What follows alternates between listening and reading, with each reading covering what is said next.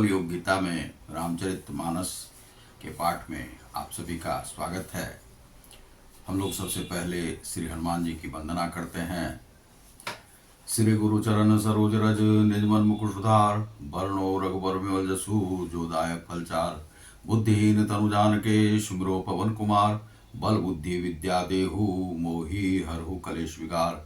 जय हनुमान ज्ञान गुण सागर, जय कपीस तिहु लोक उजागर। ओम वक्रतुंड महाकाय सूर्यकोटि समप्रभा, निर्विघ्नं कुरु मे सर्व कार्येषु सर्वदा। ओम। तो यहाँ पर तुलसीदास जी बालकांड में कहते हैं कि भाय को भाय अनख आलस हूँ, नाम जपत मंगल दिशि दस हूँ। सुमिरी सो नाम राम गुण गाथा, करऊ नाई रघुनाथ ही माथा। अब यहाँ पर कहते हैं कि अच्छे भाव से करो, भाय से, कुभाय से, बुरे भाव से भी कर लो, आलस के साथ कर लो, अनख अनमने मन से भी कर लो, क्रोध से कर लो या आलस्य से कर लो। किसी भी तरह से नाम का जप यदि करते हो तो दसों दिशाओं में जो तुम्हारा कल्याण ही होता है। चाहे तुम जिस भी दिशा में चले जाओ, दसों दिशाओं में चले जाओगे तो इस नाम के जाप से तुम्हारा कल्याण ही होगा। राम नाम का जाप करो तो उससे तुम्हारा कल्याण होगा। चाहे जिस भी प्रकार से राम का नाम जपो। वह आपने वाल्मीकि जी का देखा होगा कि जिन्होंने मरा मरा का जाप किया लेकिन उनका सर्वत्र कल्याण ही हुआ। मरा मरा जपने के बाद भी उन्हें कल्याणकारी ही सारे बोध हुए, जिससे वाल्मीकि रामायण की रचना की उन्होंने। अर्थात इसका यदि आप उल्टा भी जाप कर लेते हैं तो भी जो है राम सिद्ध होते हैं। और राम जो है वाल्मीकि सरीखे लोग जब महात्मा बन गए, ऋषि मुनि बन गए, रामायण के रचयिता बन गए, तो और लोगों की तो बात ही क्या है। तो इस प्रकार से वह किसी भी रूप में आप राम का नाम का जाप करते हैं तो वह आपको अति फलदायी है। दसों दिशाओं में आपका कल्याण होगा। सुमिरे सो नाम राम गुण गाथा, राम का गुण गाथा जो भी करता है उनका कल्याण ही होता है। करऊ नाई रघुनाथ ही माथा, और रघुनाथ के सामने जिसने भी अपने माथा को टेक दिया है, उसने नवा दिया है, उनका कल्याण होना ही होना है। मोरी सुधा रही सो सब भी भांति, जासु कृपा नहीं कृपा अघाती। राम सुस्वामी कुसेवकु मोसो, निज दिशि देखी दयानिधि पोषो। अर्थात वे श्री राम जी मेरी बिगड़ी हुई बनाते हैं, सब तरह से सुधार देते हैं, जिनकी कृपा से वह कभी नहीं अघाते हैं। वह कृपा करने में कृपा वे करते ही हैं। राम से उत्तम स्वामी और मुझ सरीखा बुरा सेवक। राम उत्तम स्वामी है और मैं जो हूँ वह बुरा सेवक हूँ। मैं बहुत ज्ञानी नहीं हूँ, बहुत विद्वान नहीं हूँ। यह श्री तुलसीदास जी कहते हैं, यह सभी के लिए होता है। अहंकार करना कहीं से भी उचित नहीं है। तो निज दिशि देखी दयानिधि पोषो, और वे दया के करुणा निधान हैं और वे सब का पालन करने वाले विष्णु स्वामी हैं।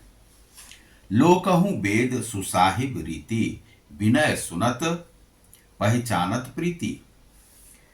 गनी गरीब ग्राम नर नागर, पंडित मूढ़ मलिन उजागर। अब यहां पर क्या कहते हैं कि लोक और वेद, लोकहु और वेद, सुसाहिब रीति में अच्छे स्वामी की यही रीति प्रसिद्ध है कि वह विनय सुनते ही प्रेम को पहचान लेता है। जो स्वामी है वह प्रेम को पहचान लेता है कि कौन प्रेमी जन है, कौन अच्छे भाव से मेरा वह नाम पुकार रहा है, किस भाव से पुकारता है। अमीर गरीब और गंवार नगर निवासी जितने भी हैं, पंडित हैं, मूर्ख हैं, बदनाम हैं, यशस्वी हैं, यश मिलने वाला है, तो सब की वे सुनते हैं। सुकवि कुकवि निज मति अनुहारी। सुकवि है अर्थात सुकवि अर्थात जो कि अच्छे कवि हैं, कुकवि जो कि और जिनका जो पंक्ति है वह जो है आबद्ध में नहीं है, वे कुकवि हैं और कुकवि की भी वे सुनते हैं। निज मति अनुहारी नृपहीन सराहत सब नर नारी। नृप जो है, जो राजा है, वह सब की ही सराहना करते हैं, चाहे कुकवि हो सुकवि हो, सब की सराहना करते हैं। साधु सुजान, साधु जो है, जो सज्जन है, और जो सुजान है, जो सब कुछ जानने वाले हैं। सुशील है, नृपाला है, और सबके रखवाला भी है वे, और सुशील भी है। ईस अंश भव परम कृपाला। ईस अर्थात जो जगदीश है के अंश हम सब हैं, और यह भव जो है संसार है, और संसार के रखने वाले जो विष्णु स्वामी हैं, वे सब पे कृपा करने वाले हैं। सुनी सन्मानन ही सब ही सुबानी, भनिति भगति नति गति पहचानी। यह प्राकृत महिपाल सुभाऊ, जान शिरोमणि कौशल राव। कौशल के जो राजा हैं वह शिरोमणि है, राजाओं के भी सिर के मुकुट हैं वे। सबकी सुनकर और उनकी वाणी को सुनकर भक्ति विनय और चाल को पहचानते हैं। सुंदर मीठी वाणी है उनकी, सबका यथा योग्य सम्मान करते हैं। यह स्वभाव तो संसारी राजाओं का है। कौशलनाथ श्री रामचंद्र जी तो चतुर शिरोमणि है, चतुर शिरोमणि अर्थात वे तो सबके राजाओं के भी राजा हैं, भक्तों के भक्त हैं, महाभक्त हैं हनुमान जी, और उनके भी रक्षक हैं वे। रीझत राम स्नेह निसोते, को जगमंद मलिन मति सोते। श्री राम जी तो विशुद्ध प्रेम से ही रिझते हैं, और जगत में मुझसे बढ़कर मूर्ख तो कोई है नहीं। श्री तुलसीदास जी कहते हैं मलिन बुद्धि और कौन होगा। वे श्री तुलसीदास जी कहते हैं कि वे तो सबके स्वामी हैं, और मुझसे मलिन बुद्धि तो कोई है नहीं। सठ सेवक की प्रीति रुचि रख ही राम कृपालु, उपल किए जलजान जेहि सचिव सुमति कपि भालू। तथापि जो सठ सेवक जो है कृपालु श्री रामचंद्र जी, जो मुझ दुष्ट सेवक की प्रीति और रुचि को अवश्य रखेंगे, उनकी जो प्रीति है हमारी भी प्रीति को वे रखेंगे। जिन्होंने पत्थरों को जहाज और बंदर भालुओं को बुद्धिमान मंत्री भी बना दिया। वे तो महान थे, राजाओं के राजा थे, ईश्वर के ईश्वर थे, और परमार्थी थे, परम ज्ञानी थे, और परमात्मा थे। उन्होंने सबका मान सम्मान रखा, और भालुओं को भी बंदरों को भी वे जो है मंत्री बना दिए, बुद्धिमान बना दिए, जानकार बना दिए। हाहू कहावत सबु कहत राम, सहत उपहास साहिब सीतानाथ सो सेवक तुलसीदास। ये क्या कहते हैं कि यहाँ पर सब लोग मुझे श्री राम जी का सेवक कहते हैं, और मैं भी बिना लज्जा के और संकोच के वही कहलाता हूँ, राम जी का सेवक ही कहलाता हूँ। कृपालु श्री राम जी इस निंदा को सहते हैं कि श्री सीतानाथ जी जैसे स्वामी का तुलसीदास जी सेवक है। ऐसे महान राजा का सेवक जो है श्री तुलसीदास जी है। उन्होंने तुलसीदास जी ने स्वयं को दुष्ट भी कहा और सठ भी कहा, और वे कहते हैं कि ऐसे कृपा के नाथ हैं सीतानाथ, जो जिनका कि मैं सेवक कहलाने में प्रसन्नता है मुझे कि मैं उनका सेवक हूँ, और उन्होंने मुझे रखा है। अब जो आगे की कथा है वह हम लोग देखते हैं। अति बड़ी मोरी बिठाई खोरी, सुनी अघ नर कहु नाक निशूर शकोरी, समुझी सहम मोही अपडर अपने, सो सुधि राम किन्ही नहीं सपने, सुनी अब लोकी सुचित चख चाही भगति, मोरी मति स्वामी सराही कहत नसाई, होई हियनी की रिझत राम जानी जन जी की, रहित ना प्रभु चित चूक किए की, करत सूरती सह बार हिए की, जही अग बधेउ व्याध जिमी बाली, फिरी सुकंठ सोई। किन्नी कुचाली सोई करतूती विभीषण केरी, सपने हूँ सो न राम ही हेरी। ते भरत ही भेंटत सन्माने, राजसभा रघुबीर बखाने। प्रभु तरुतर कपि डार पर, ते किए आपु समान। तुलसी कहूँ ना राम से, साहिब सील निधान। प्रभु श्री रामचंद्र जी तो वृक्ष के नीचे और बंदर डाली पर, अर्थात कहाँ मर्यादा पुरुषोत्तम सच्चिदानंद घन परमात्मा श्री राम जी, और कहाँ पेड़ों की शाखा पर कूदने वाले बंदर, परंतु ऐसे बंदरों को भी उन्होंने अपने समान बना लिया। तुलसीदास जी कहते हैं कि श्री रामचंद्र जी सरीखे सील निधान स्वामी, जिनके हों उनका तो कहना ही क्या है। राम निकाई रावरी है, सभी को नीक। जो यह साची है सदा, तो नीको तुलसी। कहते हैं कि राम निकाई रावरी है, सभी को नीक। श्री राम जी आपकी अच्छाई से सभी का भला ही होता है। स्वभाव सभी का कल्याण करने वाला है। आपका जो स्वभाव है सबका कल्याण करता है। यदि यह बात सच है तो तुलसीदास जी का भी सदा कल्याण ही होगा। जो यह साची है सदा, तो नीको तुलसी, तुलसी का भी अच्छा ही होगा। एहि विधि निज गुण दोष कहीं सब ही, बहुरी सिरु नाई। बरनऊ रघुबर बिसद जसु, सुनि कली कलुष नसाई। इस प्रकार जो एहि विधि निज गुण दोष कही, निज गुण दोष कही, दोष भी कहा गुण भी कहा निज का, कही सब ही बहुरी सिरुनाई, और अपने सिर को नवाते हैं। बरनऊ रघुबर विशद जसु, बरनो रघुबर का जो विशद यश है, सुनी कली कलुष नसाई, जो कली काल का जो वह है दुख, कलुष कलुषता जो है वह मिट जाता है इसका गान करने से।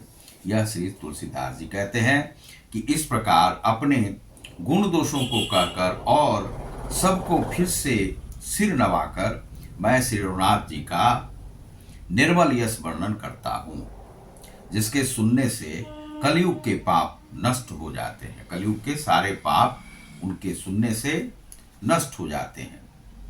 जाग बलिक जो कथा सुहाई, भरद्वाज मुनि बरहि न सुनाई।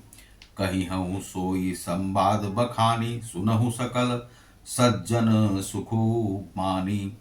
शंभु किन्न यह चरित सुहावा, बहुरी कृपा करी उमहि सुनावा। सोई शिव काग भुसुंडी दिन्ना, राम भगत अधिकारी चिन्हा।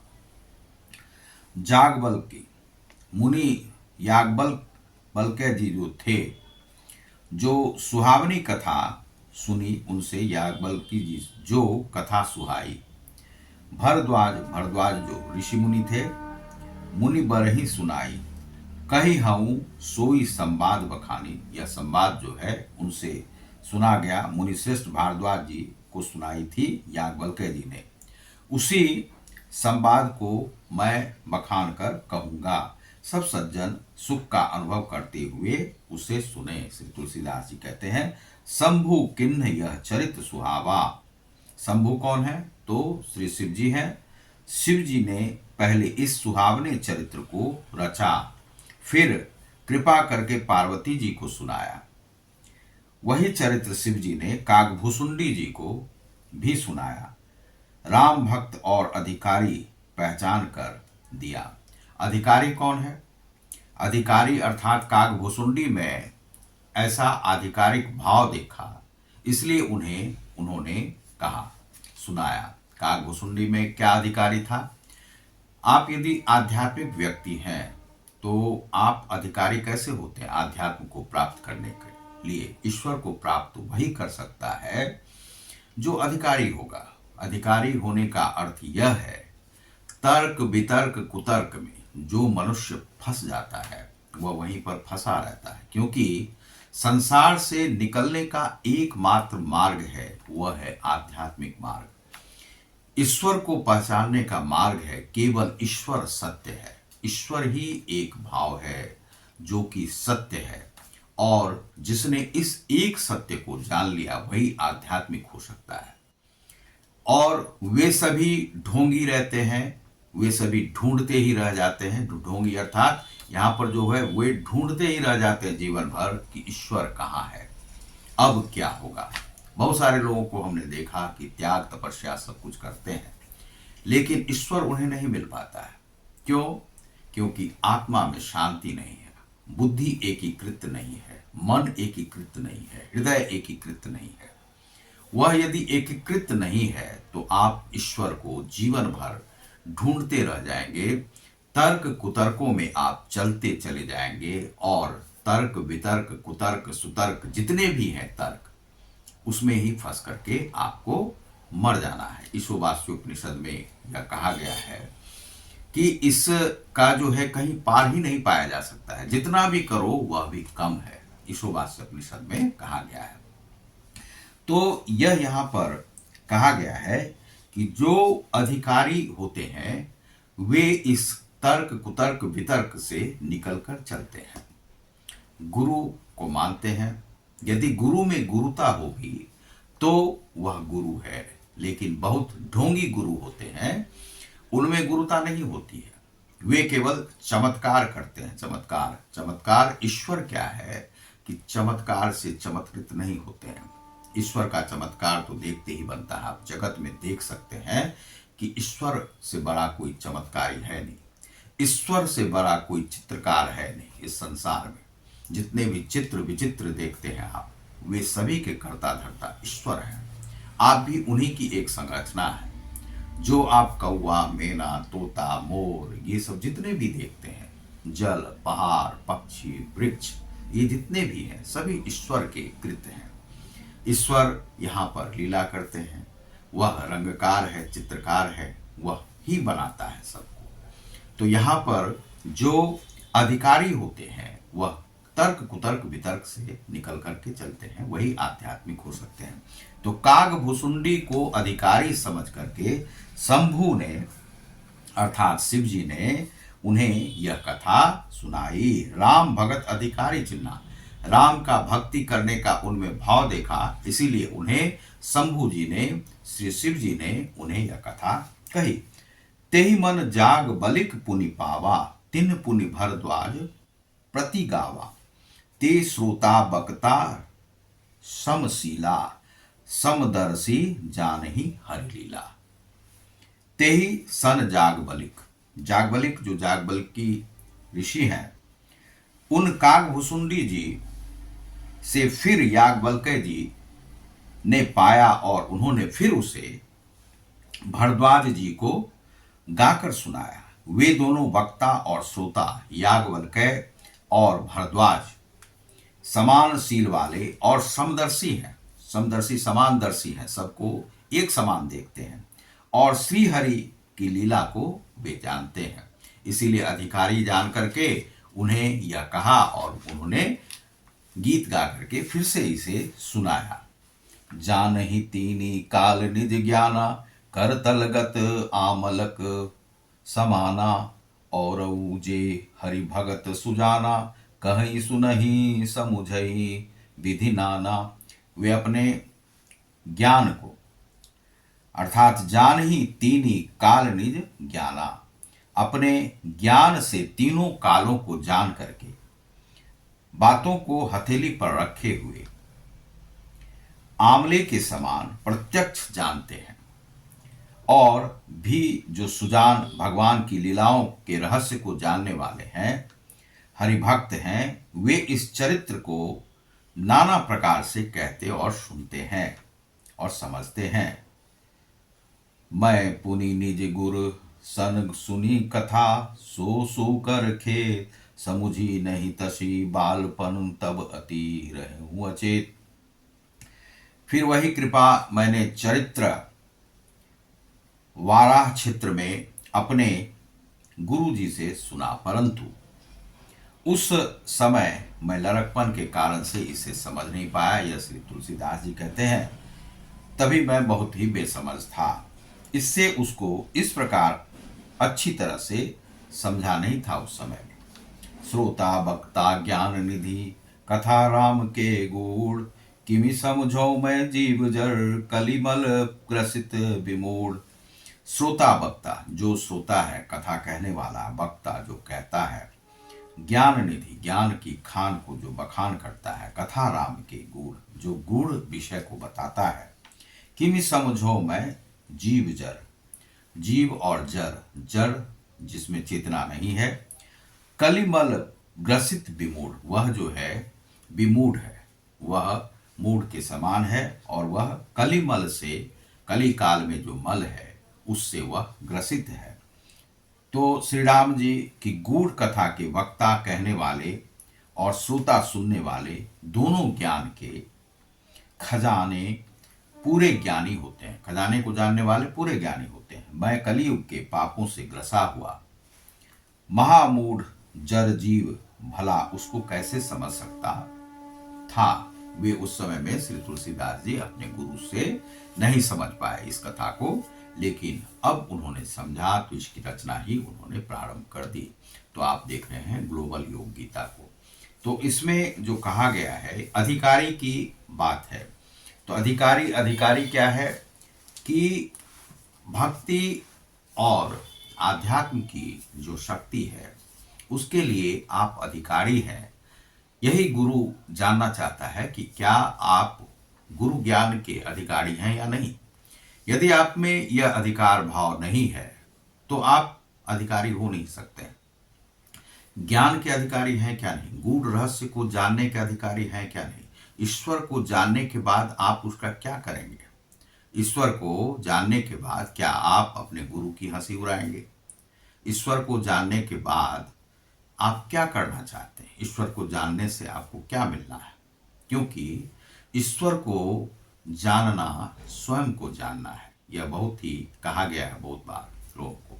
तो स्वयं को जानना कहा जाता है कि जो परमात्म शक्ति में है वही आपकी भी शक्ति है। आप भी उसी से चलायमान है इस जगत में। आप भी उसी शक्ति से चलते हैं जिस शक्ति से परमात्मा चलते हैं। और एकोहम द्वितीयो नास्ति, वह कोई दूसरा नहीं है। वह आप यदि अपने भीतर, कहा जाता है कि आप अपने भीतर को पहचानिए तो आप स्वयं को जान जाएंगे, तो ईश्वर को भी जान जाएंगे। और ईश्वर को जानने वाला स्वयं को जरूर जान जाता है। इसीलिए जगत दुख की खान है। इसमें तर्क कुतर्क वितर्क चलते रहता है और वही दुख का कारण है। और सुख क्या है, स्वयं को जान लेना और ईश्वर को जानना और ईश्वर से प्रीति करना ही जो है दुख का निवारण का कारण है। और दुख का निवारण कौन कर सकता है, जो महाज्ञानी है। और वे छोटे छोटे बालपन में जो बच्चे हैं वे नहीं जान सकते हैं कि ईश्वर कौन है, क्योंकि उनकी उम्र नहीं होती है। क्योंकि यदि वे उस उम्र में चले जाएंगे, समाधि की अवस्था में चले जाएंगे, तो वे जगत का कार्य नहीं कर सकते। इसीलिए 4 भागों में जो है इस आयु को, अवस्था को बांटा गया है। इसीलिए ब्रह्मचर्य, गृहस्थ, वानप्रस्थ, संन्यास, ये जो 4 आश्रम है उसमें आपको रहना पड़ता है। तो ब्रह्मचर्य की जो अवस्था है, लड़कपन की अवस्था है, उस समय में आपको सीखना चाहिए। उसके बाद जो है सो गृहस्थ धर्म को अपनाना चाहिए जिससे कि संसार चलते रहे। और दूसरा है कि वानप्रस्थ में जाएं, धीरे धीरे अपने को अलग करें, और उसके बाद जो है संन्यास आश्रम में मुक्ति के लिए आपको जाना चाहिए। तो बहुत सारे लोग बालपन में ही ईश्वर को जानने लगते हैं। वे क्या है कि उनका पूर्व जन्म का जो कर्म है, पूर्व जन्म से ही वे ईश्वर से उनकी प्रीति इतनी थी कि ईश्वर को वे इस जन्म में भी जानना चाहते हैं। क्योंकि उम्र क्या है, उम्र और शरीर और ये इसकी जो सीमा होती है, तो सीमा को पार करने के बाद इस शरीर का क्षय हो जाता है। लेकिन गीता में कहा गया है कि ईश्वर जो है आपको जब मिलते हैं, यह शरीर का क्षय तो होना ही है, शरीर तो चला जाएगा, लेकिन आत्मा का क्षय नहीं होता है। तो आप ईश्वर में विलीन हो जाते हैं, ईश्वर में मिल जाते हैं।